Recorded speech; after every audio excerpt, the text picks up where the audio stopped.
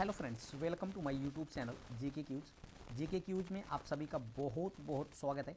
एक बार फिर मैं आपके सामने उपस्थित हो गया हूँ फ्रेंड्स, बिहार शिक्षक भर्ती 2025 को लेकर, यानी जो बीपीएससी टीआरई 4.0 का एग्ज़ाम होने वाला है, उसके लिए आज हम इस वीडियो में कवर करने वाले हैं भारत में क्रांतिकारी आंदोलनों की, यानी जितने भी क्रांतिकारी आंदोलन हुए और जितनी भी संस्थाओं की स्थापना हुई इस क्रांतिकारी आंदोलन के दौरान, तो उसको हम इस वीडियो में कवर करने वाले हैं। ठीक है ना, याद रखिएगा फ्रेंड्स, ये जो वीडियो होने वाला है ये बीपीएससी टीआरई 1, टीआरई 2, टीआरई 3 में पूछे गए प्रमुख प्रश्नों की श्रृंखला होगी। साथ ही साथ बीपीएससी के द्वारा जितने भी प्रश्न आपके एग्जाम में पूछे गए हैं डिफरेंट टाइप के एग्जाम में, उन सभी प्रश्नों का ये संकलन होने वाला है और एक मैराथन क्लास होने वाली है जो आपके एग्जाम के दृष्टिकोण से काफ़ी अति महत्वपूर्ण है। तो वीडियो को शुरू से अंत तक जरूर देखिएगा और अंत में वीडियो की क्वालिटी और कंटेंट अच्छा लगा तो चैनल को सब्सक्राइब करते हुए बेल आइकन दबाना मत भूलिएगा, ताकि जो भी मैं वीडियो अपलोड करूंगा उसका नोटिफिकेशन आपके पास पहुंच सकेगा। ठीक है, तो चलिए शुरुआत करते हैं, बात करते हैं पहले क्वेश्चन से। देखिए, भारत के क्रांतिकारी आंदोलन की अगर बात करें तो इसमें पहला क्वेश्चन आपको कह रहा है कि किस वर्ष में बीडी सावरकर हिंदू महासंघ के अध्यक्ष निर्वाचित हुए थे। पहला ऑप्शन है 1938, दूसरा है 1916, तीसरा है 1935 और चौथा ऑप्शन है 1919 और पांचवा इनमें से कोई नहीं, उपयुक्त में से एक से अधिक। देखिए, ये प्रश्न जो है ये 2018 में बीपीएससी के द्वारा सीडीपीओ में पूछा गया प्रश्न है। तो जो भी मैं प्रश्न कराऊंगा वो सब के सब प्रश्न आपके बीपीएससी के द्वारा पूछे गए डिफरेंट टाइप के एग्जामों में का प्रश्न होने वाला है। ठीक है ना, और यहाँ से आपको पता होगा कि 10 से 20 प्रश्न जरूर बीपीएससी पूछता है प्रीवियस ईयर के प्रश्नों से। तो अगर मैं इस क्वेश्चन की बात करूँ तो देखिए, सबसे बड़ी चीज़ है कि जो बीडी सावरकर थे हिंदू महासभा के अध्यक्ष 1937 से लेकर के 1942 तक हिंदू महासभा के अध्यक्ष के पद पर रहे हैं। तो उनको कब निर्वाचित किया गया था, तो निर्वाचन के मामले में अगर बात किया जाए तो 1937 में उनको निर्वाचित किया गया था, जबकि ऑप्शन में कहीं भी 1937 नज़र नहीं आ रहा है। तो इस प्रकार कह सकते हैं कि इस क्वेश्चन का जो विकल्प हो जाएगा, विकल्प नंबर ई बिल्कुल सही हो जाएगा, यानी उपयुक्त में से कोई नहीं। क्या हो जाएगा? उपयुक्त में से कोई नहीं। अगर ऑप्शन उपयुक्त में से कोई नहीं होता अगर, तो यहाँ पे शायद आंसर आपका 1938 यानी 1938 सही हो जाता, लेकिन उपयुक्त में से कोई नहीं है, ऑप्शन सही होगा, यानी विकल्प नंबर ई बिल्कुल सही हो जाएगा। उम्मीद करते हैं आप इतना अच्छी तरह से समझ पाए होंगे। अगर डिटेल की मैं बात करूँ तो बीडी सावरकर ने वर्ष 1937 से 1942 तक हिंदू महासभा के अध्यक्ष थे। बीडी सावरकर ने अभिनव भारत नामक संस्था की स्थापना की थी। तो याद रखिएगा, अभिनव भारत नामक संस्था की स्थापना किसने किया था? तो बीडी सावरकर ने किया था। सावरकर यूनाइटेड किंगडम गए थे और इंडिया हाउस तथा फ्री इंडिया सोसाइटी जैसे संगठनों से भी इन्होंने जुड़े थे जाकर के यूनाइटेड किंगडम में, यानी यूके में जाकर के। तो ये भी पॉइंट आपको याद रखना है। कब से कब अध्यक्ष थे हिंदू महासभा के? तो 1937 से 1942 तक। ठीक है ना, और एक प्रश्न आपको विशेष तौर पर याद रखना है कि अभिनव भारत संस्था का स्थापना किसने किया था? तो वो किया था बीडी सावरकर ने, यानी विनायक दामोदर सावरकर ने किया था। ठीक है, चलिए आगे बढ़ते हैं अगले प्रश्न की तरफ। अगला प्रश्न कह रहा है कि अभिनव भारत से कौन संबंधित है? तो अभी पिछले प्रश्न में मैंने बताया कि बीडी सावरकर यानी विनायक दामोदर सावरकर ने ही अभिनव भारत संस्था की स्थापना किया था। तो इस क्वेश्चन का विकल्प हो जाएगा, विकल्प नंबर ए बिल्कुल सही हो जाएगा, बीडी सावरकर। ठीक है ना, आगे बढ़ते हैं, डिटेल की बात करते हैं। बात आई है अभिनव भारत संस्था की, तो देखिए इसकी स्थापना होती है 1904। याद रखिएगा, अभिनव भारत संस्था की स्थापना कब होती है? 1904 में। देखिए, अभिनव भारत पहले इसका नाम नहीं था फ्रेंड्स। 1899 इसका नाम था मित्र मेला। ठीक है ना, क्या था? मित्र मेला। और इसी मित्र मेला का नाम बदल करके अभिनव भारत कर दिया गया। कब किया गया? तो 1904 में। तो तभी से माना जाता है कि अभिनव भारत संस्था की स्थापना कब हुई थी? तो 1904 में हुई थी। कहाँ की गई थी? तो नासिक महाराष्ट्र के अंदर इसकी स्थापना होती है और इसके संस्थापक माने जाते हैं बीडी सावरकर यानी विनायक दामोदर सावरकर। ठीक है ना, देखिए बीडी सावरकर यानी विनायक दामोदर सावरकर द्वारा 1899 ईस्वी में स्थापित मित्र मेला ही 1904 में एक गुप्त सभा जिसका नाम था अभिनव भारत संस्था के नाम में परिवर्तित कर दिया गया। तो ये भी पॉइंट आपको याद रखना पड़ेगा। ठीक है ना, तो यानी कि अगर आपसे प्रश्न पूछ ले कि अभिनव भारत जो संस्था की स्थापना किसके नाम परिवर्तन से हुई है, तो मित्र मेला पहले इसका नाम था, इसके बाद इसका नाम परिवर्तित करके कर दिया गया अभिनव भारत संस्था। ठीक है, आगे बढ़ते हैं अगला प्रश्न। प्रश्न कह रहा है कि भारत में अभिनव भारत नामक एक गुप्त संगठन यानी सीक्रेट सोसाइटी की अंग्रेजों का मुकाबला करने के लिए किसने संगठित किया था? देखिए, आपको पता है, अभी मैंने बताया बीडी सावरकर ने इसको संगठित किया था। ठीक है ना, यानी इस क्वेश्चन का जो विकल्प हो जाएगा, विकल्प नंबर सी बिल्कुल सही हो जाएगा। आगे बढ़ते हैं अगला प्रश्न। प्रश्न कह रहा है कि मुजफ्फरपुर में किंग्सफोर्ड की हत्या का प्रयास कब किया गया था? देखिए मुजफ्फरपुर में किंग्सफोर्ड की हत्या का जो प्रयास किया गया था फ्रेंड्स, वो किया गया था सन 1908 में। कब किया गया था? सन 1908 में, यानी इस क्वेश्चन का जो विकल्प है, विकल्प नंबर ए बिल्कुल सही हो जाएगा। यानी प्रफुल्ल चाकी और खुदीराम बोस के द्वारा किंग्सफोर्ड के ऊपर बम फेंका गया था, हालांकि किंग्सफोर्ड बच गया था। ठीक है ना। अगर डिटेल की बात करें तो देखिएगा 30 अप्रैल 1908 को बिहार के मुजफ्फरपुर में खुदीराम बोस और प्रफुल्ल चाकी ने किंग्सफोर्ड पर बम फेंका था, परंतु किंग्सफोर्ड बच गया। दुर्भाग्यपूर्ण से राष्ट्रीय आंदोलन के हमदर्दी रखने वाले मिस्टर कैनेडी की पत्नी एवं उसकी पुत्री इस घटना में मारी गई। प्रफुल्ल चाकी ने पुलिस से बचने के लिए आत्महत्या कर ली, जबकि खुदीराम बोस को गिरफ्तार करके उनको फांसी दे दिया गया था। ठीक है ना। तो उम्मीद करते हैं ये आप अच्छी तरह से समझ पाए होंगे। ठीक है फ्रेंड्स, आगे बढ़ते हैं अगले प्रश्न की तरफ। प्रश्न कह रहा है कि खुदीराम बोस ने किस स्थान पर किंग्सफोर्ड की हत्या करने का प्रयास किया था?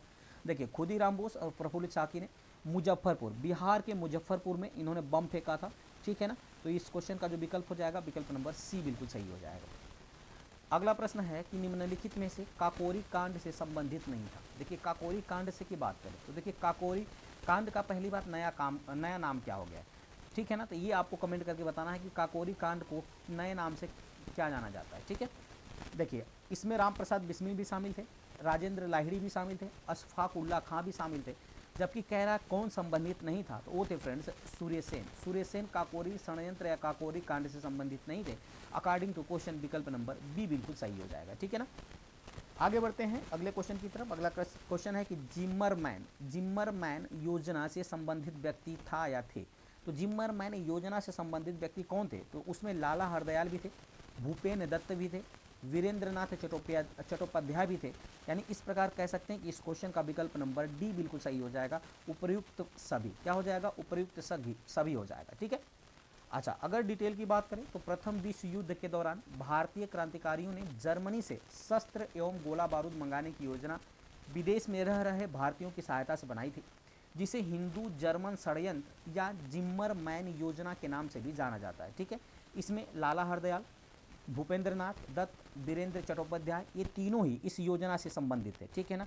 इन लोगों ने मिलकर जर्मनी के सहयोग से इस योजना के तहत 1915 में बर्लिन कमेटी की भी स्थापना किया था। तो ये भी पॉइंट आपको विशेष तौर पे याद रखना पड़ेगा। ठीक है ना। उम्मीद करते हैं फ्रेंड्स ये व्याख्या भी आपको अच्छी तरह समझ में आई होगी। तो अभी तक आपने वीडियो को लाइक नहीं किया है तो लाइक कर दीजिए, और चैनल को सब्सक्राइब नहीं किया है तो सब्सक्राइब करते हुए बेल आइकन दबाना मत भूलिएगा। अगला प्रश्न है कि 1920 के मध्य में हिंदुस्तानी सेवा दल की शुरुआत किसने किया था? तो 1920 के मध्य में हिंदुस्तानी सेवा दल की शुरुआत की अगर बात करें तो वो किया था एस.एन. हार्डिकर ने। किसने किया था? एस.एन. हार्डिकर ने। यानी इस क्वेश्चन का जो विकल्प है, विकल्प नंबर सी बिल्कुल सही हो जाएगा। ठीक है ना। अच्छा, अगर डिटेल की बात करें तो हिंदुस्तानी सेवा दल या सेवा मंडल की शुरुआत स्वतंत्रता सेनानी एवं कांग्रेस नेता डॉक्टर एस.एन. हार्डिकर ने किया था। भारतीय राष्ट्रीय कांग्रेस के तहत कार्य करने वाले इस संगठन के सदस्य गांधी टोपी पहनने के लिए जाने जाते थे। तो ये भी आपसे प्रश्न पूछा जा सकता है कि किस संगठन के सदस्य गांधी टोपी पहनने के लिए जाने जाते थे? तो आप याद रखिएगा हिंदुस्तानी सेवा दल या हिंदुस्तानी सेवा मंडल के सदस्य थे। ठीक है ना। जिसको किसने स्थापित किया था? तो एस.एन. हार्डिकर ने इसकी स्थापना की थी। ये भी आपको याद रखना पड़ेगा। आगे बढ़ते हैं फ्रेंड्स। अगला प्रश्न कह रहा है कि पटना युवक संघ की स्थापना कब हुई थी? देखिए पटना युवक संघ की स्थापना की बात करें फिर तो इनकी स्थापना किया गया था 1927 में। कब किया गया था? 1927 में पटना युवक संघ की स्थापना किया गया था। यानी विकल्प नंबर सी बिल्कुल सही हो जाएगा। अगर डिटेल की बात करें तो पटना युवक संघ की स्थापना 1927 ईस्वी में हुई थी, जिसने बिहार में क्रांतिकारी गतिविधियों को आगे बढ़ाने में महत्वपूर्ण भूमिका निभाई। तो ये भी पॉइंट आपको विशेष तौर पर याद रखना है। आगे बढ़ते हैं अगला प्रश्न कह रहा है कि भारतीय क्रांति की जननी किसे कहा जाता है? काफी अति महत्वपूर्ण प्रश्न। ठीक है ना। तो भारतीय क्रांति की जननी कहा जाता है फ्रेंड्स, याद रखिएगा, मैडम भिखाजी रुस्तम कामा को। किसको कहा जाता है? मैडम भिखाजी रुस्तम कामा को भारतीय क्रांति की जननी कहा जाता है। ठीक है ना। जबकि इसमें ऑप्शन पहला है एनी बेसेंट। एनी बेसेंट की बात करें तो 1917 में इन्होंने कांग्रेस की अध्यक्षता की थी। ठीक है ना। तो कांग्रेस की प्रथम महिला अध्यक्ष बनी थी एनी बेसेंट। जबकि 1925 के कानपुर अधिवेशन की अध्यक्षता किया था सरोजिनी नायडू ने, जो कि कांग्रेस की दूसरी महिला अध्यक्ष बनी थी, और जबकि भारत की पहली महिला अध्यक्ष थी सरोजिनी नायडू। तो ये भी पॉइंट आपको विशेष रूप से याद रखना है। ठीक है ना। इस क्वेश्चन के आंसर की बात करें तो भारतीय क्रांति की जननी कौन थी? तो मैडम भिखाजी रुस्तम कामा जो है ये भारतीय क्रांति की जननी मानी जाती है। डिटेल की बात करें तो मैडम भिखाजी कामा का अगर बात आया है तो इनका जन्म कब हुआ था, तो 24 सितंबर 1861 को इनका जन्म हुआ था। उनके माता पिता जो थे एक पारसी थे, ठीक है ना। सोराबजी फ्रामजी पटेल उनके पिता का नाम था। साथ ही साथ बात करें तो रुस्तम के आर कामा के साथ इनका विवाह हुआ था, जो वकील और सामाजिक कार्यकर्ता भी थे, ठीक है ना। मैडम कामा ने राष्ट्रीय आंदोलन के महान अग्रणी भारतीय नेता दादा भाई नौरोजी की निजी सचिव के रूप में भी सेवा की थी। साथ ही साथ बाद में कुछ देशभक्त विद्यार्थियों एवं यूरोपीय बौद्धिक लोगों के संपर्क में आकर स्वतंत्रता आंदोलन से आकर के जुड़ गई थी। तो ये भी पॉइंट आपको विशेष तौर पर याद रखना पड़ेगा, ठीक है ना। आगे बढ़ते हैं अगले प्रश्न की तरफ। प्रश्न कह रहा है कि मैडम कामा ने भारत के त्रिरंगी स्वतंत्रता ध्वज कहाँ फहराया था। काफ़ी अति महत्वपूर्ण। देखिएगा फ्रेंड्स, ये बीपीएससी द्वारा प्री में 2020 में पूछा गया प्रश्न है कि मैडम कामा ने भारत के त्रिरंगी स्वतंत्रता ध्वज को कहाँ फहराया था, तो स्टुटगार्ड में। कहाँ फहराया था, स्टुटगार्ड में। यानी इस क्वेश्चन का जो विकल्प हो जाएगा, विकल्प नंबर सी बिल्कुल सही हो जाएगा, ठीक है फ्रेंड्स। लगे यहाँ तक अगला प्रश्न देख लेते हैं कि मैडम कामा ने 1907 में प्रथम तिरंगा ध्वज कहाँ फहराया था, तो स्टुटगार्ड में ही फहराया था। यानी इस क्वेश्चन का विकल्प नंबर डी बिल्कुल सही हो जाएगा। कब फहराया था, तो 1907 में फहराया था, ठीक है ना। अच्छा, 1907 से एक और आपको याद रखना है कि 1907 में कांग्रेस का जो अधिवेशन हुआ था सूरत में, ठीक है ना। कांग्रेस का जो अधिवेशन हुआ सूरत में, यहाँ पर जो कांग्रेस था दो भागों में बढ़ गया था, एक नरम दल और एक गरम दल। कांग्रेस दो भागों में बढ़ गया था। और इस सूरत का अधिवेशन जो 1907 का था, इसकी अध्यक्षता किसने किया था, तो रास बिहारी घोष ने किया था। और गरम दल पर 7 साल का बैन लगा दिया गया था, ठीक है ना। फिर वापिस से 1916 का जो लखनऊ अधिवेशन होता है, इस लखनऊ अधिवेशन में एक बार फिर से गरम दल और नरम दल एक हो जाते हैं, ठीक है ना। इन दोनों का पैचअप हो जाता है। और 1916 के लखनऊ अधिवेशन में ही याद रखिएगा मुस्लिम लीग और कांग्रेस के बीच समझौता भी होता है। तो ये भी पॉइंट आपको विशेष तौर पे याद रखना है, जो कि 1907 से रिलेटेड घटना है, ठीक है ना। तो मैडम कामा ने 1907 में प्रथम तिरंगा ध्वज कहाँ फहराया था, तो स्टुटगार्ड में फहराया था।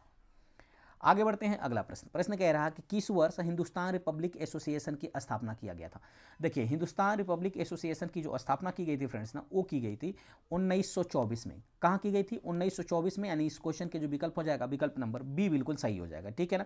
अच्छा, 1924 से एक और फैक्ट आप याद रखिएगा, 1924 के बेलगांव अधिवेशन, याद रखिएगा 1924 के बेलगांव अधिवेशन की अध्यक्षता किसने किया था। बेलगांव पड़ता कहाँ है, तो एक कर्नाटक में पड़ता है, ठीक है ना।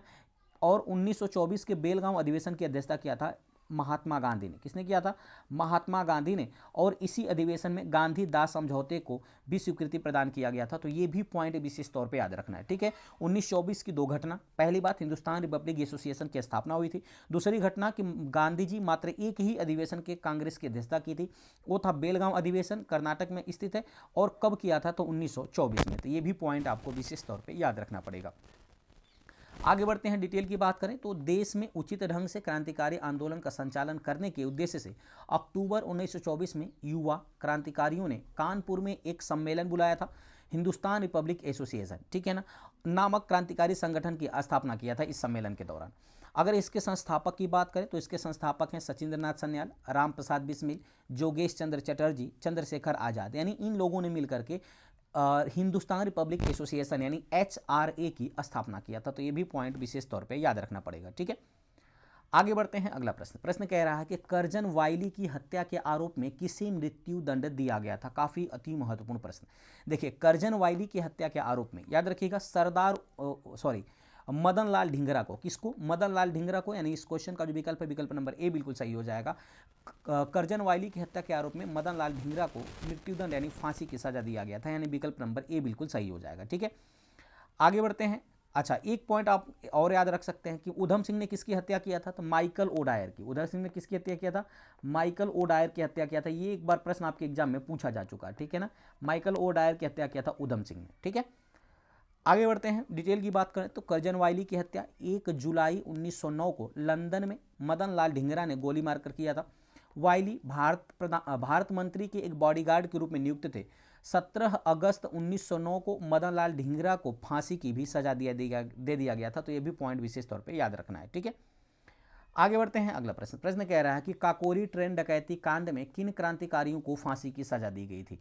देखिए, काकोरी ट्रेन डकैती कांड की बात करें तो अकॉर्डिंग टू ऑप्शन की बात करें तो इसमें राम प्रसाद बिस्मिल और अशफाक उल्ला खां। कौन थे, राम प्रसाद बिस्मिल, अशफाक उल्ला खां। यानी इस क्वेश्चन का जो विकल्प हो जाएगा, विकल्प नंबर ए बिल्कुल सही हो जाएगा। काकोरी ट्रेन डकैती के दौरान राम प्रसाद बिस्मिल और अशफाक उल्ला खां को फांसी दिया गया था अकॉर्डिंग टू ऑप्शन, ठीक है ना।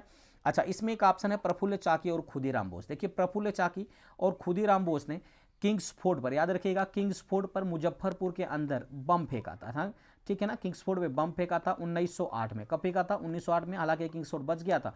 और भारतीय राष्ट्रीय आंदोलन के हमदर्द माने जाने वाले केनेडी की पत्नी और उनकी पुत्री की दुर्भाग्यपूर्ण इसमें मृत्यु हो गई थी। तो ये भी पॉइंट आपको विशेष तौर पर याद रखना है, ठीक है ना। तो अकॉर्डिंग टू क्वेश्चन की बात करें तो विकल्प नंबर ए बिल्कुल सही हो जाएगा। डिटेल की बात करें तो अक्टूबर 1924 में सचिंद्र नाथ सन्याल, राम प्रसाद बिस्मिल तथा चंद्रशेखर आजाद ने कानपुर में क्रांतिकारी संस्था हिंदुस्तान रिपब्लिक एसोसिएशन की स्थापना की थी। इस संस्था द्वारा 9 अगस्त 1925 को उत्तर प्रदेश के रेलवे जो लखनऊ सहारनपुर संभाग का काकोरी नामक स्थान पर, यहीं पे 8 down Saharanpur Lucknow express Saharanpur Lucknow passenger train को लूट लिया गया था, ठीक है ना। यानी इस पे लदे खजाना को, जो सरकारी खजाना था, उसको लूट लिया गया था। यह घटना काकोरी कांड यानी वर्तमान में काकोरी ट्रेन एक्शन के नाम से जानी जाती है। देखिए मैंने पीछे आपसे प्रश्न पूछा था कि काकोरी कांड को किस नए नाम से जाना जाता है, तो काकोरी ट्रेन एक्शन के नाम से जाना जाता है, ठीक है ना। इस कांड को में 29 क्रांतिकारियों को गिरफ्तार किया गया था, जिसमें से राम प्रसाद बिस्मिल, अशफाकुल्ला खां, रोशन लाल तथा राजेंद्र लाहिड़ी को फांसी की सजा हुई थी, जबकि चंद्रशेखर आजाद फरार हो गए थे। ये भी आपको विशेष तौर पे याद रखना पड़ेगा, ठीक है ना। चलिए आगे बढ़ते हैं अगले प्रश्न की तरफ। प्रश्न कह रहा है कि हिंदुस्तान इस सोशलिस्ट रिपब्लिक एसोसिएशन के संस्थापक नेताओं में से थे। देखिए हिंदुस्तान सोशलिस्ट रिपब्लिक एसोसिएशन के अगर मैं संस्थापक नेताओं की बात करूं तो इसमें थे भगत सिंह थे। कौन से? भगत सिंह। अभी पीछे मैंने बताया कौन कौन लोग शामिल थे, तो इस क्वेश्चन का जो विकल्प हो गया विकल्प नंबर बी बिल्कुल सही हो जाएगा, ठीक है ना। चलिए आगे बढ़ते हैं। डिटेल की बात करें तो काकोरी कांड के बाद पुलिस द्वारा चलाए गए दमन चक्र के फलस्वरूप हिंदुस्तान रिपब्लिक एसोसिएशन यानी एचआरए का अस्तित्व कुछ समय के लिए समाप्त हो गया था, किंतु बाद में विजय कुमार सिंह, शिव वर्मा, जयदेव कपूर, भगत सिंह, भगवती चरण बोहरा तथा सुखदेव ने चंद्रशेखर आजाद के नेतृत्व में एक बार फिर से हिंदुस्तान रिपब्लिक एसोसिएशन को पुनः संगठित करने का कार्य शुरू किया और सितंबर 1928 में फिरोज शाह कोटला मैदान दिल्ली में चंद्रशेखर आजाद के नेतृत्व में एक बैठक हुई, जिसमें एचआरए का नाम बदल करके हिंदुस्तान सोशलिस्ट रिपब्लिक एसोसिएशन रखा गया, ठीक है ना। तो ये भी पॉइंट विशेष तौर पे याद रखना पड़ेगा। आगे बढ़ते हैं फ्रेंड्स अगले क्वेश्चन की तरफ। अगला प्रश्न कह रहा है कि निम्नलिखित पंक्ति को किसने लिखा था? सरफरोशी की तमन्ना अब हमारे दिल में है, देखना है जोर कितना बाजू ए कातिल में है। इस पंक्ति को किसने लिखा था? देखिए अगर इस पंक्ति को लिखने की अगर बात आएगी फ्रेंड्स, तो इसको किसने लिखा था? तो लिखा था बिस्मिल ने। किसने लिखा था? बिस्मिल ने लिखा था। यानी इस क्वेश्चन का जो विकल्प हो जाएगा विकल्प नंबर ए बिल्कुल सही हो जाएगा। देखिए फ्रेंड्स आप कंफ्यूज मत होइएगा, बिस्मिल का मतलब कौन है? ये राम प्रसाद बिस्मिल नहीं है, बल्कि बिस्मिल अजीमाबादी है। कौन है? बिस्मिल अजीमाबादी। याद रखिएगा बिस्मिल अजीमाबादी ने इसको लिखा था, ठीक है ना। कि सरफरोशी की तमन्ना अब हमारे दिल में है, देखना है जोर कितना बाजुए कातिल में है, ठीक है ना। जबकि राम प्रसाद बिस्मिल ने इसको गाया था, ठीक है ना। अगर पूछेगा कि सरफरोशी की तमन्ना अब हमारे दिल में है, इसको किसने गाया था, तब आप बताएंगे राम प्रसाद बिस्मिल। जबकि लिखने की बात आए, रचयिता की बात आए, तो आप बताएंगे बिस्मिल अजीमाबादी। यानी इस क्वेश्चन का विकल्प नंबर ए बिल्कुल सही हो जाएगा, ठीक है। डिटेल की बात करें तो उपर्युक्त गजल की पंक्ति शायर बिस्मिल अजीमाबादी की थी। बिस्मिल अजीमाबादी का वास्तविक नाम सैयद शाह मुहम्मद हसन था, ठीक है ना। इनके जन्म की बात करें तो 1901 में पटना में इनका जन्म हुआ था। पटना से लगभग 30 किलोमीटर की दूरी पर हरदास बिनाहा एक गांव है, यहीं पर इनका जन्म हुआ था, ठीक है ना। यह गजल उर्दू में लिखी गई थी और एवं 1922 में काजी अब्दुल गफ्फार की पत्रिका सबाह में इसको छापा गया था। तो ये भी पॉइंट आपको याद रखना है, ठीक है ना। अगर आपसे प्रश्न पूछ ले कि सरफरोशी की तमन्ना अब हमारे दिल में है, देखना है जोर कितना बाजू ए कातिल में है, अगर इस लाइन को किस पत्रिका में छापा गया था, तो सबाह नामक पत्रिका में छापा गया था, जिसके संपादक थे काजी अब्दुल गफ्फार। ये भी पॉइंट विशेष तौर पर याद रखना है। और कब इसको छापा गया था? तो 1922 में, ठीक है। आगे बढ़ते हैं अगला प्रश्न। प्रश्न कह रहा है कि प्रसिद्ध गीत सरफरोशी की तमन्ना अब हमारे दिल में है के रचयिता कौन है? देखिए रचयिता की बात करें तो मैंने आपसे बताया था कि रचयिता है बिस्मिल। कौन है? बिस्मिल अजीमाबादी। कौन है? बिस्मिल अजीमाबादी, ठीक है ना। बिस्मिल अजीमाबादी इसके रचयिता है, ठीक है ना। लेकिन गाया किसने था? तो गाया था राम प्रसाद बिस्मिल ने। प्रश्न आपसे पूछा क्या है? प्रश्न पूछा है कि रचयिता कौन है। तो जब भी रचयिता पूछेगा तो आप बिस्मिल अजीमाबादी कहेंगे। तो अगर ऑप्शन की बात करें तो न तो पहला ऑप्शन, न तो दूसरा, न तो तीसरा, नहीं चौथा, यानी कह सकते हैं कि उपर्युक्त में से कोई नहीं, यानी विकल्प नंबर ई बिल्कुल सही हो जाएगा, ठीक है ना। तो लिखा किसने था? तो बिस्मिल अजीमाबादी ने। और गाया किसने था? तो राम प्रसाद बिस्मिल ने गाया था। आगे बढ़ते हैं अगला क्वेश्चन की तरफ। अगला क्वेश्चन, इंकलाब जिंदाबाद का नारा किसने दिया था? सबको पता है फ्रेंड्स, इंकलाब जिंदाबाद का नारा दिया था भगत सिंह ने, यानी इस क्वेश्चन का जो विकल्प हो जाएगा विकल्प नंबर सी बिल्कुल सही हो जाएगा। ठीक है, आगे बढ़ते हैं, डिटेल की बात करें तो प्रसिद्ध नारा इंकलाब जिंदाबाद हसरत मोहानी द्वारा दिया गया था। हसरत मोहानी एक स्वतंत्रता सेनानी और उर्दू भाषा के प्रसिद्ध कवि थे, जबकि भगत सिंह ने इसे लोकप्रिय बनाया था। लेकिन आप भी जब भी प्रश्न पूछा जाता है तो भगत सिंह ही आप लगाओगे, यानी विकल्प नंबर सी बिल्कुल इसका सही होगा। ठीक है, आगे बढ़ते हैं अगला प्रश्न। प्रश्न कह रहा है कि भगत सिंह, राजगुरु और सुखदेव को फांसी कब दिया गया था? देखिए 23 मार्च 1931 को, 23 मार्च 1931 को भगत सिंह, राजगुरु और सुखदेव को फांसी दिया गया था, यानी इस क्वेश्चन का जो विकल्प हो जाएगा विकल्प नंबर ए बिल्कुल सही हो जाएगा। ठीक है, ये भी आपको याद रखना है। डिटेल की बात करते हैं तो हिंदुस्तान सोशलिस्ट रिपब्लिक एसोसिएशन के 2 सदस्य भगत सिंह तथा बटुकेश्वर दत्त ने 8 अप्रैल 1929 को केंद्रीय विधानसभा पर बम फेंके और दोनों को गिरफ्तार करके केंद्रीय असेंबली बम कांड के अंतर्गत मुकदमा चला गया और बाद में HSRA यानी हिंदुस्तान सोशलिस्ट रिपब्लिक एसोसिएशन के अन्य सदस्यों को भी गिरफ्तार करके क्रांतिकारी के ऊपर लाहौर षड्यंत्र कांड के अंतर्गत मुकदमा चलाया गया और 1930 में लाहौर षड्यंत्र कांड का निर्णय आया, जिसमें भगत सिंह, राजगुरु और सुखदेव को फांसी की सजा सुनाई गई। ठीक है ना, और यह फांसी की सजा कब दी गई फ्रेंड्स? तो 23 मार्च 1931 को दी गई थी। ठीक है, उनकी फांसी के समाचार से संपूर्ण देश मृत्यु, सर्दी से उदासी में डूब गया था। तो ये भी पॉइंट आपको विशेष तौर पे याद रखने पड़ेंगे। आगे बढ़ते हैं अगला प्रश्न। प्रश्न कह रहा है कि सरकार के विरोध में असेंबली में बम फेंकने के समय भगत सिंह की उम्र क्या थी? काफ़ी अति महत्वपूर्ण प्रश्न है, ये प्रश्न कई बार पूछा जा चुका है। तो उस समय फ्रेंड्स थी 21 साल से थोड़ा ज़्यादा थी। कितनी उम्र थी? 21 साल से थोड़ा ज़्यादा, यानी इस क्वेश्चन का जो विकल्प है विकल्प नंबर बी बिल्कुल सही हो जाएगा। ठीक है, डिटेल की बात करें तो भगत सिंह के एक प्रमुख स्वतंत्रता सेनानी क्रांतिकारी थे भगत सिंह। उनका जन्म की बात करें तो 1907 में हुआ था। भगत सिंह तथा बटुकेश्वर दत्त ने 8 अप्रैल 1929 को केंद्रीय विधानसभा में बम फेंका था और इस प्रकार केंद्रीय विधानसभा में बम फेंकने के समय भगत सिंह की जो उम्र थी वो लगभग 21 वर्ष से थोड़ा अधिक थी, यानी इस क्वेश्चन की बात करें तो विकल्प नंबर बी बिल्कुल सही हो जाएगा। ठीक है, आगे बढ़ते हैं फ्रेंड्स अगले क्वेश्चन की तरफ। क्वेश्चन कह रहा है कि अनुशीलन समिति थी। अनुशीलन समिति की बात करें फ्रेंड्स तो याद रखिएगा यह एक क्रांतिकारी संगठन था अनुशीलन समिति, यानी इस क्वेश्चन का जो विकल्प है विकल्प नंबर डी बिल्कुल सही हो जाएगा। ठीक है ना, अगला क्वेश्चन है कि वर्ष 1913 में पटना में अनुशीलन समिति की एक शाखा की स्थापना किसने किया था? तो वर्ष 1913 में पटना के अंदर अनुशीलन समिति की एक शाखा की स्थापना की बात करें तो वो किया था फ्रेंड्स सचिंद्रनाथ सन्याल ने। किसने किया था? सचिंद्रनाथ सन्याल ने, यानी इस क्वेश्चन का जो विकल्प हो जाएगा विकल्प नंबर सी बिल्कुल सही हो जाएगा। ठीक है ना, अच्छा डिटेल की बात करें तो वर्ष 1913 में सचिंद्रनाथ सन्याल ने पटना में अनुशीलन समिति की एक शाखा स्थापित की।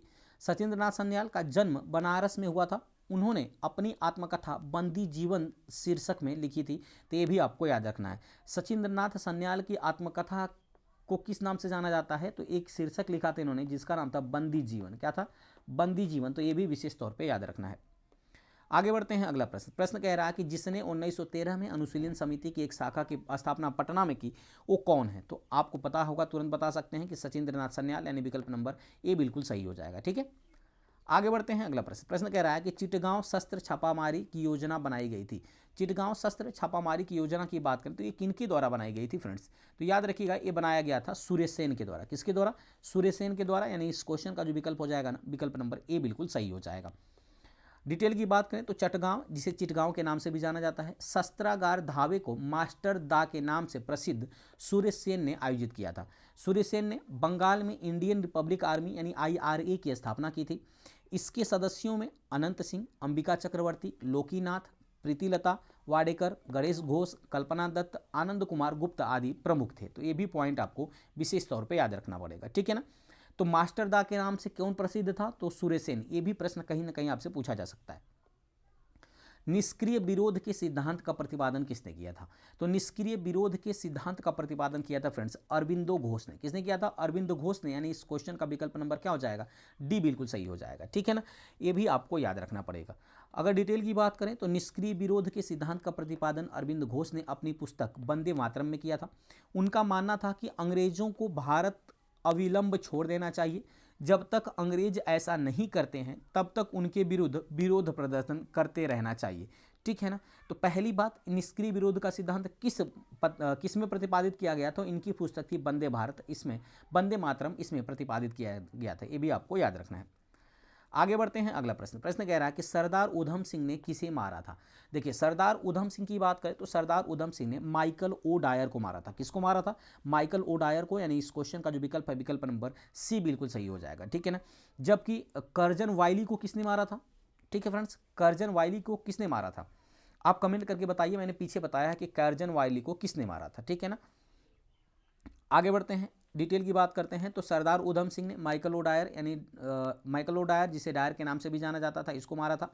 उधम सिंह ने जलियांवाला बाग हत्याकांड के अप्रत्यक्ष रूप से जिम्मेदार lieutenant governor Michael O'Dwyer की लंदन में मार्च 1940 में हत्या कर दी थी, ठीक है ना। देखिए, हालांकि गोलियों चलवाने की बात आई तो गोलियां तो माइकल ओ डायर ने आदेश दिया था, ठीक है ना, जबकि चलवाया किसने था गोली? तो माइकल ओ डायर ने, ठीक है ना, ओ डायर ने चलवाया था, माइकल ओ डायर ने, ठीक है ना, जनरल डायर ने, याद रखिएगा, जनरल डायर ने गोलियां चलवाया था, लेकिन आदेश किसने दिया था? तो माइकल ओ डायर ने आदेश दिया था, ठीक है ना। बाद में माइकल ओ डायर जाता है, ब्रिटेन चला जाता है, और इसको वहाँ पर जो है फ्रेंड्स, इनको बहुत सम्मानित किया जाता है वहाँ की संसद के द्वारा, ठीक है ना। तो इतनी घटिया काम किया जाता है अंग्रेजों के द्वारा।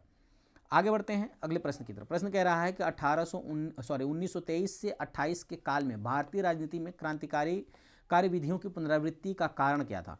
देखिए, गांधी जी द्वारा असहयोग आंदोलन का स्थगन करना, ठीक है ना, यानी इस क्वेश्चन का जो विकल्प है विकल्प नंबर बी बिल्कुल सही हो जाएगा। डिटेल की बात करें तो 1922 के बाद असहयोग आंदोलन के स्थगन और देश में किसी भी प्रकार की राजनीतिक गतिविधियां के अभाव में बहुत बड़ा क्षमतावान राष्ट्रवादी युवाओं का मोहभंग हो गया। ये युवा गांधी जी के नेतृत्व और अहिंसात्मक संघर्ष की राजनीति से असंतुष्ट थे। ये रूस, चीन, आयरलैंड, तुर्की, मिस्र आदि से कहीं भी होने वाले क्रांतिकारी आंदोलन और विद्रोह में अनुप्राणित होकर हिंसात्मक माध्यम से ब्रिटिश शासन को उखाड़ फेंकने के लिए प्रयासरत थे, ठीक है ना। इस कारण यह काल भारतीय रणनीति में क्रांतिकारी गतिविधियों या कार्यविधियों की पुनरावृत्ति का काल माना जाता है। तो ये भी आपको याद रखना पड़ेगा। आप सबको पता है कि जो कब शुरू किया गया था, तो 1920 में असहयोग आंदोलन शुरू किया गया था, लेकिन ये आंदोलन हिंसात्मक हो गया था, ठीक है। चौरी चौरा नामक स्थान पर गोरखपुर जो ही पहुंचता है तो पुलिस द्वारा उन पर लाठीचार्ज कर दिया जाता है, और गुस्साई भीड़ जो है वो बंद करके थानों में पुलिस वालों को आग लगा देती है। और यह जो आंदोलन है वो अहिंसात्मक न होकर के हिंसात्मक हो जाता है, जिसकी वजह से गांधी जी इसको वापस ले लेते हैं। आगे बढ़ते हैं, अगला प्रश्न कह रहा है कि 1929 में खुदाई खिदमतगार को किसने संगठित किया था? देखिए, वर्ष 1929 में पहली बात खुदाई खिदमतगार को किसने संगठित किया था? तो वो किया था अब्दुल गफ्फार खां। किसने किया था? खान अब्दुल गफ्फार खां, यानी इस क्वेश्चन का जो विकल्प हो जाएगा विकल्प नंबर ए बिल्कुल सही हो जाएगा, ठीक है। अच्छा, डिटेल की बात करें तो उत्तर पश्चिमी सीमा प्रांत में खान अब्दुल गफ्फार खां के नेतृत्व में खुदाई खिदमतगार नामक स्वयं सेवक संगठन स्थापित किया गया था। इन्हें लाल कुर्ती के नाम से भी जाना जाता है, तो ये भी आपको याद रखना है। आगे प्रश्न मिलेगा कि रेड शर्ट जो है आंदोलन किसने चलाया था, ठीक है ना। लाल कुर्ती संगठन के पठानों की राष्ट्रीय एकता का नारा बुलंद किया, अंग्रेजों से स्वतंत्रता के लिए ब्रिटिश उपनिवेशवाद के विरुद्ध आंदोलन संगठित किया, साथ ही साथ श्रमजीवियों की हालात में सुधार की मांग की। ध्यातव्य है कि जब अन्य प्रांतों में मुसलमान स्वयं को सत्याग्रह आंदोलन से अलग रख रहे थे, तो उत्तर पश्चिम सीमा प्रांत के मुसलमान ने खान अब्दुल गफ्फार खां के नेतृत्व में सविनय अवज्ञा आंदोलन में एक महत्वपूर्ण भूमिका निभा रहे थे। तो ये भी पॉइंट विशेष तौर पे आपको याद रखना पड़ेगा, ठीक है। आपसे प्रश्न पूछा जा सकता है कि लाल कुर्ती आंदोलन किसने चलाया था। अगला प्रश्न है कि भारत में अंग्रेजों के कदम उखाड़ने के लिए रेड शर्ट्स आंदोलन किसने आरंभ किया था? देखिए, लाल कुर्ती आंदोलन, ठीक है ना। तो आप बता सकते हैं बेहिचक खान अब्दुल गफ्फार खां, यानी इस क्वेश्चन का विकल्प नंबर ए बिल्कुल सही हो जाएगा। और खान अब्दुल गफ्फार खान को ही फ्रंटियर गांधी यानी सीमांत गांधी के नाम से भी जाना जाता है, तो ये भी आप विशेष तौर पर याद रखिएगा, फ्रंटियर गांधी या सीमांत गांधी के नाम से जाना जाता है, ठीक है। अगला प्रश्न का देखिए आ ही गया है प्रश्न कि सीमांत गांधी के नाम से कौन जाने जाते हैं? तो सीमांत गांधी के नाम से जाने जाते हैं अब्दुल गफ्फार खां, यानी विकल्प नंबर डी बिल्कुल सही हो जाएगा। आगे बढ़ते हैं, अगला प्रश्न कह रहा है कि किसी भी सरकार ने नहीं और अंग्रेजों ने भी नहीं जितना कि इस पठान ने काफ़ी बुद्धिमत्ता का परिचय दिया, शेर शाह सूरी के बारे में यह शब्द किसने लिखे थे? तो इसको लिखा था फ्रेंड्स H.G. केन ने। किसने लिखा था? H.G. कीन ने, यानी इस क्वेश्चन का जो विकल्प हो जाएगा विकल्प नंबर ए बिल्कुल सही हो जाएगा, ठीक है ना। डिटेल की बात करें तो एच.जी. कीन शेर शाह सूरी के बारे में लिखते हैं कि किसी भी सरकार ने नहीं और अंग्रेजों ने भी नहीं जितना कि इस पठान ने काफ़ी बुद्धिमत्ता का परिचय दिया। दरअसल शेर शाह के बारे में यह टिप्पणी उन्होंने इसलिए किया था क्योंकि वो बहुत ही कम समय में शेर शाह भारत के मुगलों से सत्ता की बागडोर छीनकर अपने हाथ में ले लिया था। ठीक है ना, तो ये भी पॉइंट आपको याद रखना है। आगे बढ़ते हैं, अगला प्रश्न कह रहा है कि फ्रंटियर गांधी का असली नाम क्या था। तो फ्रंटियर गांधी का असली नाम था, याद रखिएगा, अब्दुल गफ्फार खान, अब्दुल गफ्फार खान, यानी इस क्वेश्चन का विकल्प नंबर सी बिल्कुल सही हो जाएगा। अगला प्रश्न है, डिटेल की बात करें तो ब्रिटिश भारत के पंजाब प्रांत जो कि भूतपूर्व उत्तर पश्चिम सीमा प्रांत के पेशावर जिले के अब जो कि पाकिस्तान में है कि एक गांव में जन्मे अब्दुल गफ्फार खान को सीमांत गांधी, बादशाह खां यानी फ्रंटियर गांधी, फक्र ए अफगान आदि नामों से भी जाने जाता है। ठीक है ना, 1987 में भारत रत्न की उपाधि से भी इनको सम्मानित किया गया था। तो ये चारों नाम आपको याद रखना है। ठीक है ना, कौन कौन सा, तो गफ्फार खान, सीमांत गांधी, बादशाह खां, फ्रंटियर गांधी, फक्र ए अफगान, साथ ही साथ भारत रत्न की उपाधि से भी इनको सम्मानित किया गया था। तो ये भी पॉइंट आपको याद रखना है। अब बात कर लेते हैं भारत के बाहर जो क्रांतिकारी गतिविधियां आयोजित की गई थी उसकी चर्चा कर लेते हैं। तो पहला प्रश्न कह रहा है कि लंदन में इंडिया हाउस के संस्थापक कौन थे। तो लंदन के अंदर इंडिया हाउस के संस्थापक की बात करें तो वो थे फ्रेंड्स श्याम जी कृष्ण वर्मा। कौन थे, श्याम जी कृष्ण वर्मा, यानी इस क्वेश्चन का जो विकल्प हो जाएगा विकल्प नंबर ए बिल्कुल सही हो जाएगा। ठीक है, डिटेल की बात करें तो फरवरी 1905 में लंदन में श्याम जी कृष्ण वर्मा ने इंडियन होम रूल सोसाइटी की स्थापना की।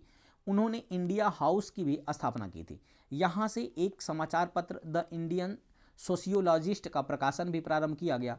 लंदन में सरकारी तंत्र के विशेष सक्रिय होने के कारण श्याम जी वहाँ से पेरिस और अंततः जिनेवा चले गए थे। ठीक है, आगे बढ़ते हैं, अगला प्रश्न कह रहा है कि 1906 में लंदन में अभिनव भारत सोसाइटी की स्थापना किसने किया था। तो आपको सबको पता है कि बी.डी. सावरकर ने किया था, यानी विनायक दामोदर सावरकर ने, यानी इस क्वेश्चन का जो विकल्प है विकल्प नंबर ए बिल्कुल सही हो जाएगा। ठीक है, डिटेल की बात करें तो वर्ष 1906 में लंदन में अभिनव भारत सोसाइटी की स्थापना विनायक दामोदर सावरकर ने किया था। देश में क्रांतिकारी गतिविधियों पर प्रतिबंध लगने के बाद उन्होंने लंदन में एक सोसाइटी की स्थापना की थी। विदेशी धरती पर स्थापित सबसे पुरानी क्रांतिकारी संस्था की बात करें तो इंडिया हाउस थी, जिसकी स्थापना श्याम जी कृष्ण वर्मा ने 1905 में लंदन में किया था। ठीक है ना, इस संस्था के प्रमुख सदस्यों में विनायक दामोदर सावरकर भी थे, पी.एम. बापत भी थे तथा लाला हरदयाल जैसे क्रांतिकारी भी जुड़े हुए थे इस संस्था से। तो ये भी पॉइंट आपको याद रखना है। आगे बढ़ते हैं फ्रेंड्स, अगला प्रश्न है कि गदर पार्टी की स्थापना कब हुई थी। तो देखिए, गदर पार्टी की स्थापना की बात करें तो ये हुआ था फ्रेंड्स, याद रखिएगा कब हुआ था, तो ये हुआ था गदर पार्टी की स्थापना, याद रखिएगा 1913 में। कब हुआ था, 1913 में, यानी इस क्वेश्चन का विकल्प नंबर बी बिल्कुल सही हो जाएगा। डिटेल की बात करें तो 21 अप्रैल 1913 को सोहन सिंह भाखना, ठीक है, और लाला हरदयाल के नेतृत्व में पोर्टलैंड के अंदर Hindustan association of the Pacific coast के नामक संस्था की स्थापना हुई थी और इसका मुख्यालय सैन फ्रांसिस्को में किया गया था। संस्था ने गदर नामक एक अखबार निकाला था जिससे चल करके आगे ना इस पार्टी का नाम भी क्या पड़ गया, गदर पार्टी पड़ गया। लाला हरदयाल इस संस्था के मनीषी और पथ प्रदर्शक माने जाते थे। अन्य सदस्यों की बात करें तो रामचंद्र, वकरतुल्ला, रास बिहारी बोस, राजा महेंद्र प्रताप, अब्दुल रहमान, मैडम भिखाजी कामा, भाई परमानंद, करतार सिंह सराभा तथा पंडित काशीराम प्रमुख थे, इसके अन्य सदस्य थे। ठीक है ना, जबकि गदर पार्टी की स्थापना किसने किया था, तो सोहन सिंह भाखड़ा और लाला हरदयाल ने। ठीक है, कब किया था, तो 21 अप्रैल 1913 को। अच्छा, एक पॉइंट और याद रखिए, कहाँ किया था, तो पोर्टलैंड यूएसए के अंदर। कहाँ किया था, पोर्टलैंड यूएसए के अंदर। ठीक है ना, क्योंकि Hindustan association of the Pacific coast इसी का नाम बदल के गदर पार्टी रखा गया था। आगे बढ़ते हैं, अगला प्रश्न कह रहा है कि इनमें से कौन इंग्लैंड में भारत के आधिकारिक दूत बने थे। तो इंग्लैंड में भारत के आधिकारिक दूत कौन बना था फ्रेंड्स, याद रखिएगा, वो बने थे दादा भाई नेहरू जी। कौन बने थे, दादा भाई नेहरू जी, यानी इस क्वेश्चन का जो विकल्प है विकल्प नंबर बी बिल्कुल सही हो जाएगा। ठीक है, आगे बढ़ते हैं, डिटेल की बात करते हैं। दादा भाई नेहरू जी को इंग्लैंड में भारत के अनाधिकारिक दूत के रूप में जाना जाता है। उन्होंने भारतीय दृष्टिकोण को ब्रिटिश जनता तक पहुंचाने के उद्देश्य से 1866 में ईस्ट इंडिया एसोसिएशन की स्थापना किया था। तो ये भी पॉइंट आपको याद रखना है। अगला प्रश्न है कि गदर क्रांति छिड़ने का सबसे महत्वपूर्ण कारण क्या था। तो देखिए, गदर क्रांति छिड़ने का सबसे महत्वपूर्ण कारण की बात करें, वो था प्रथम महायुद्ध का शुरू होना। प्रथम जो विश्व युद्ध शुरू हुआ था 1914 से 1918 तक चला था। ठीक है ना, 1918 तक चला था। इसकी शुरू होने की वजह से जो है गदर क्रांति छिड़ी थी, यानी इस क्वेश्चन का जो विकल्प है विकल्प नंबर सी बिल्कुल सही हो जाएगा। डिटेल की बात करें तो स्वदेशी आंदोलन के निष्क्रिय होने से भारतीय राष्ट्रवाद के प्रहरी भी निष्क्रिय हो गए थे। वर्ष 1914 में अचानक छिड़े प्रथम विश्व युद्ध ने भारतीय राष्ट्रीयता के प्रहरियों को झकझोर दिया, उन्हें उद्वेलित किया। उस समय यह धारणा प्रचलित थी कि ब्रिटेन पर किसी भी तरह का संकट भारत के हित में है। उनके लिए यह मौका था। इस मौके का कई जगहों पर कई तरह से फायदा उठाया गया।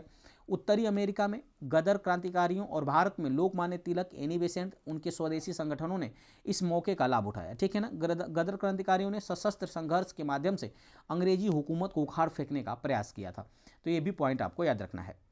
आगे बढ़ते हैं। अगला प्रश्न कह रहा है कि जर्मनी के समर्थन से काबुल में राजा महेंद्र प्रताप सिंह के नेतृत्व में अंतरिम सरकार का गठन हुआ था। तो याद रखिएगा कब हुआ था फ्रेंड्स, तो ये हुआ था प्रथम विश्व युद्ध के दौरान। कब हुआ था, तो प्रथम विश्व युद्ध के दौरान हुआ था। तो ये भी आपको याद रखना है। हालांकि ऑप्शन में कहीं भी प्रथम विश्व युद्ध का ऑप्शन नहीं है, तो इस प्रकार कह सकते हैं कि इस क्वेश्चन का विकल्प नंबर ई बिल्कुल सही हो जाएगा। उपयुक्त में से कोई नहीं। क्या हो जाएगा, उपयुक्त में से कोई नहीं। तो ये भी आपको याद रखना है। ठीक है।